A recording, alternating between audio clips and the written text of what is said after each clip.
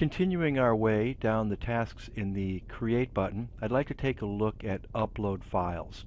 This is more full-featured than what you saw when you simply uploaded a file by adding it to a comment or a message. You see first it brings up for us the Upload New Document. We're just going to click Add File.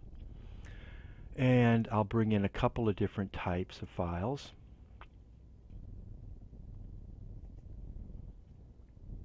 You see the file's been added. Upload a few more.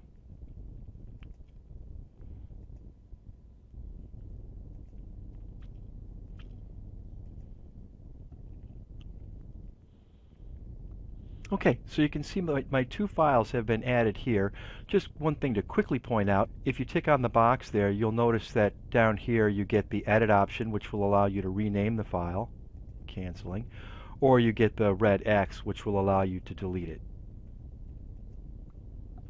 Now, to keep things organized better, it's a good idea to create folders.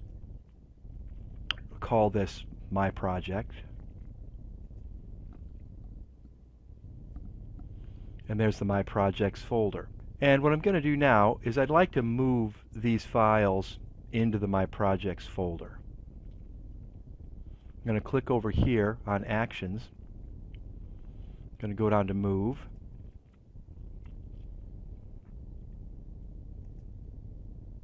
Select My Projects.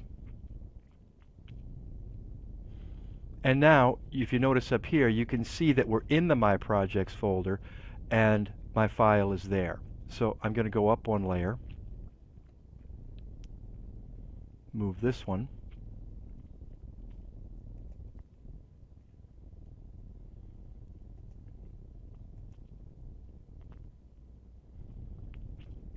and now you can see that both my files are now in the My Projects folder.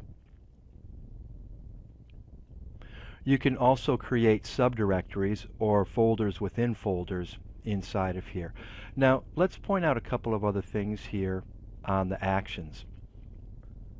I'm going to take a look at shared files first. And we could either go to Modify or Access Permissions. I'll go to Modify first. So when we click on Modify, we get the basic information about our folder. We could change the name. It shows us who created it. We could change the directory structure. And here we also have the Access tab. The Access tab is going to show us who has access.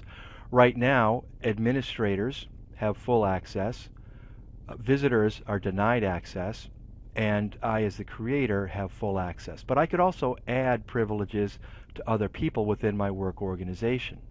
I'm going to add a few people that I want to work on this project with me. You can see I'm simply clicking on their name. It's adding them over here. As I've showed you before, once they're highlighted, you can also remove them just by clicking on their name again or clicking the red X.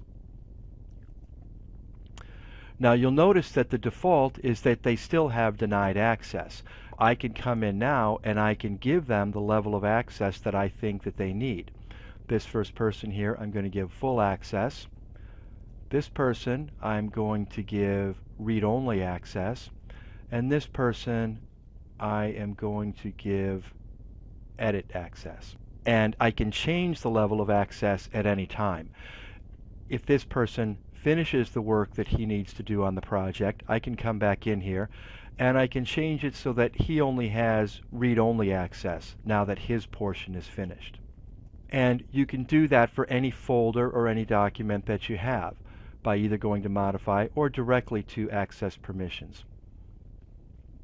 And again, you can add whoever happens to be a part of your structure. Individuals, departments, you have a lot of flexibility depending on how your structure is set up. Let me go into My Projects again. And I'm going to create a new folder. And I'll just name it 2013. Now you can see I've got a folder that's actually a subdirectory of the My Projects. I can also upload a file directly to this folder.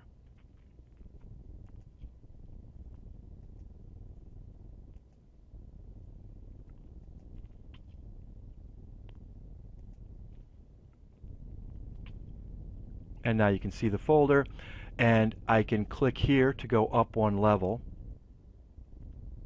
And now I can see now that that file is now a part of that 2013 directory, which is a part of the My Projects folder. I'm going to go in there one more time.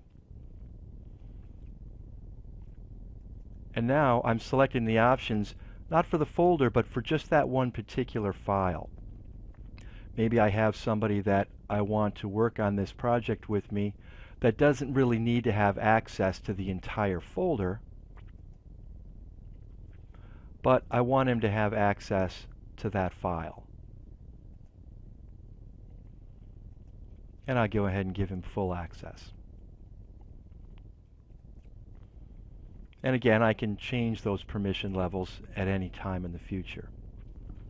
And there's some of the basics about adding files to your various folders and your shared folders.